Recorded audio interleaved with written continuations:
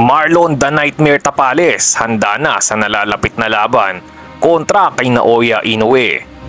At heavyweight match ni Deontay Wilder versus Anthony Joshua matutuloy na raw sa susunod na taon. Pag-usapan natin lahat yan mga idol.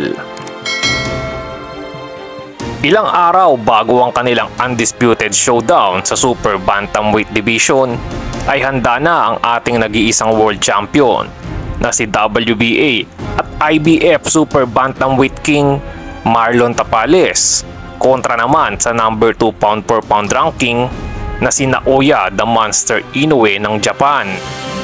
Sa December 26 na o isang araw matapos ang Pasko, maghaharap si Tapales at si Inoue sa labang gaganapin sa Tokyo, Japan. 100% na raw ang ganda ng kondisyon ng ating kababayan at handa na raw itong ibigay ang lahat para lang mapaamo ang kinakatakutang halimaw ng Japan. Matapos umpisahan ng kanyang ensayo sa Amerika, ay itinuloy ng kampo ni Tapales ang kanyang training sa Baguio City, kung saan ay nakasparing pa niya ang kagaya nila Carl James Martin at Vincent Acero Astrolabio. Ayon mismo kay Astrolabio ay patuloy na raw na nag-i-improve ang footwork at timing ni Marlon, at sa katunayan ay nahirapan nga daw siya sa bilis at counter punching nito. Sa susunod na linggo na po babiyahe papuntang Japan ang kampo ni The Nightmare upang ituloy ang kanilang huling paghahanda sa nalalapit na bakbakan. At sa ibang balita naman mga idol ay nag-agree na raw sa laban sa susunod na taon ang dating mga heavyweight champions na si Deontay Wilder at Anthony Joshua.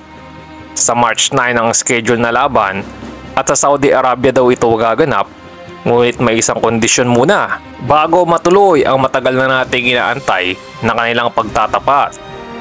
Kailangan munang manalo ni Wilder at Fury sa kanilang mga laban ngayong December 23. Makakaharap po ni Joshua si Otto Wallin, samantalang si dating WBO heavyweight champion Joseph Parker naman ang susubukan ni Wilder. Dating parehong naghahari sa heavyweight division si Joshua at Wilder, ngunit hindi nga natuloy ang dapat sana unification match nila noon.